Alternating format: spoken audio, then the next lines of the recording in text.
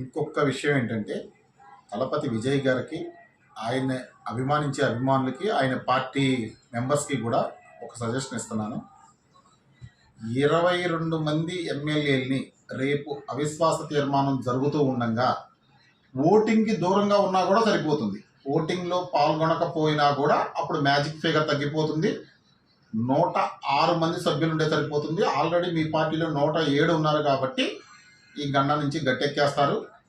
కానీ తలపతి విజయ్ గారు ఒకటి గుర్తుంచుకోండి, ఇప్పటి వరకు మీరు సినిమాలు తీశారు, సినిమాల్లో హీరోగా ఉన్నారు, మీరు డైలాగులు వీటి మీద మీకు ఒక అవకాశం ఇచ్చారు.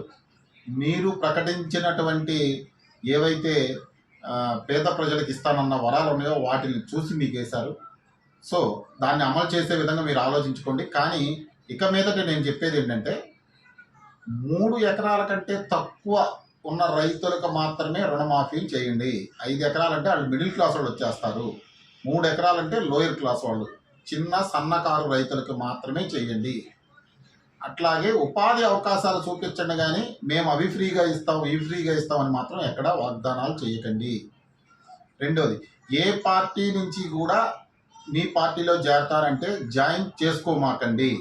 వాళ్ళని ఆ ఎమ్మెల్యేలని ముందు ఆ పార్టీలో గెలిచిన పదవికి ఆ పార్టీ సభ్యత్వానికి రాజీనామా చేసి ఆ తర్వాత మీ దగ్గరకు వచ్చి జాయిన్ అవ్వమని చెప్పండి. ఇలాంటి దిక్కుమాలిన చర్యలు మీ పార్టీలో జాయిన్ చేసుకోవద్దు, మీరు చెయ్యొద్దు.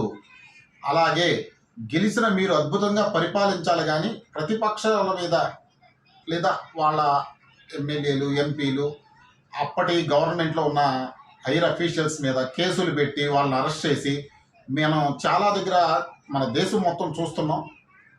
ఏంటంటే ఒక వ్యక్తిని అరెస్ట్ చేయడానికి 200 మంది 300 మంది పోలీసులు వెళ్ళిపోవడం, గోడలు దూకి తలుపులు పగలగొట్టి బలవంతంగా వాళ్ళని వ్యాన్లోకి ఎక్కించి ఇవన్నీ హీరోయిజం లాగా మీడియాకి చూపిస్తూ తీసుకెళ్లి జైల్లో వేయడం, ఇలాంటి పనులు కానీ లేదా పోలీస్ స్టేషన్లో పెట్టి కొట్టించడాలు కానీ ఇలాంటి పనులు చేయమాకండి. ఏ వ్యక్తి అయినా తప్పు చేసినట్టు ఆ గవర్నమెంట్లో మీకు ఆధారాలు దొరికితే దాని ప్రకారం కేసు ఫైల్ చేయండి, వాళ్ళకి నోటీస్ ఇవ్వండి, పలానా కేసు ఫైల్ అయింది వచ్చి హాజరవ్వమనండి.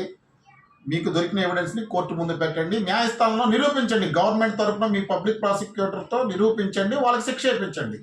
అంతేగాని శిక్ష పడాలి, న్యాయస్థానం విధించాలి. అది మీరు వేయించడం కాదు, న్యాయస్థానం విధించాలి, న్యాయస్థానం చెప్పాలి.